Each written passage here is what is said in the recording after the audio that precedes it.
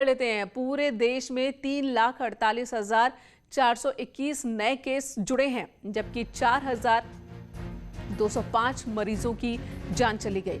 3,55,338 लोग ठीक भी हुए हैं।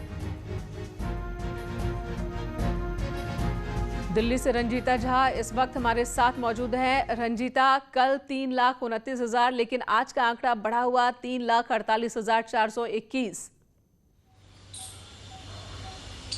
जी देखिए, निश्चित तौर पर मैंने कहा आंकड़े बढ़े हैं, लेकिन इसमें दिलचस्प ये कि पिछले 62 दिन में जो हम जिक्र कर रहे थे कि कल जिस तरह से 24 घंटे में कोरोना संक्रमित लोगों की संख्या बढ़ी है, लेकिन रिकवरी रेट जो है वो जो संक्रमित लोगों की संख्या है उससे ज़्यादा है। और आज भी कुछ इसी तरह के आंकड़े हैं।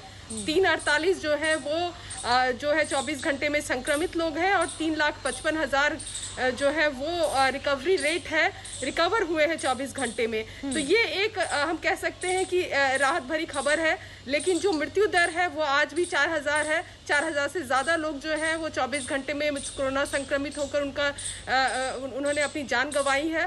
तो आंकड़े जो है वो कुछ दिन करके आगे बढ़ रहे हैं, और राहत इसलिए क्योंकि लगातार स्वास्थ्य मंत्रालय भी ये दावा कर रहा है और आंकड़े भी दिख रहे हैं कि रिकवरी रेट जो है वो बढ़ता जा रहा है। रिकवरी रेट बढ़ने के दो जो मुख्य कारण है वो ये कि राज्य सरकारें जिस तरह से लॉकडाउन कर रही है, बंदिशें लगाई हुई है, वहीं दूसरी तरफ सरकार ये कोशिश कर रही है कि वैक्सीनेशन ड्राइव को और तेजी दी जाए, और सभी राज्य सरकारों को कहा जा रहा है कि वो वैक्सीनेशन की प्रक्रिया को और दुरुस्त करें। और रंजीता, एक और सवाल, बात वैक्सीन की हो रही है तो जानना चाहेंगे कि बच्चों के लिए भी कहा जा रहा है कि अब बहुत जल्द वैक्सीन बाजार में होगी, और दूसरे तीसरे ट्रायल को मंजूरी दे दी गई है।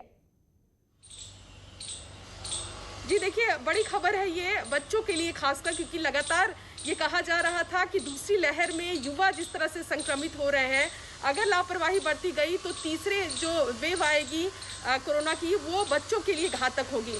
उसकी तैयारी अभी से शुरू कर दी जा रही है।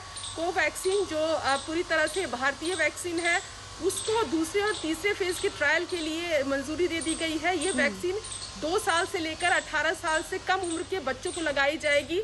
ज़्यादातर इसका जो ट्रायल है वो दिल्ली, पटना और नागपुर में किया जाएगा। उसके बाद जो ट्रायल की रिपोर्ट है वो एक्सपर्ट कमेटी को दी जाएगी, जिसके बाद ये फैसला लिया जाएगा इसके लिए कोई वक्त निर्धारित भी किया गया है? क्योंकि तीसरी लहर का जो डर है, बताया जा रहा है कि बच्चों को बहुत ज्यादा खतरा तीसरी लहर में, तो ऐसे में कोई वक्त निर्धारित किया गया है कि ये सेकेंड और थर्ड फेज का ट्रायल कब तक पूरा कर लिया जाना है? देखिए, इनका एक्सपर्ट कमेटी ने कल ही देर शाम जो है वो मंजूरी दी थी ट्रायल के लिए। दूसरे और तीसरे फेज के ट्रायल में ये कहा जा रहा है कि ज़्यादा से ज़्यादा बच्चों को ट्रायल में शामिल किया जाए, ताकि वैक्सीन को लेकर जो साइड इफेक्ट है वो पता चल सके। जो सूत्रों के हवाले से खबर निकल कर आ रही है कि ये पूरा महीना जो है वो ट्रायल में जाएगा, और उसके बाद जो रिपोर्ट है वो एक्सपर्ट कमेटी को दी जाएगी। तो ये माना जाए कि अगले महीने बच्चों के वैक्सीन को लेकर भारत सरकार कोई फैसला ले सकती है। इसके साथ ही कोवैक्सीन के अलावा फाइजर जो देश के विश्व के अलग अलग देशों में ट्रायल कर रहा है, बच्चों को वैक्सीनेट करने की कोशिश कर रहा है, तो एक फाइजर से भी उम्मीद की जा सकती है भारत में। जी रंजीता, धन्यवाद इस पूरी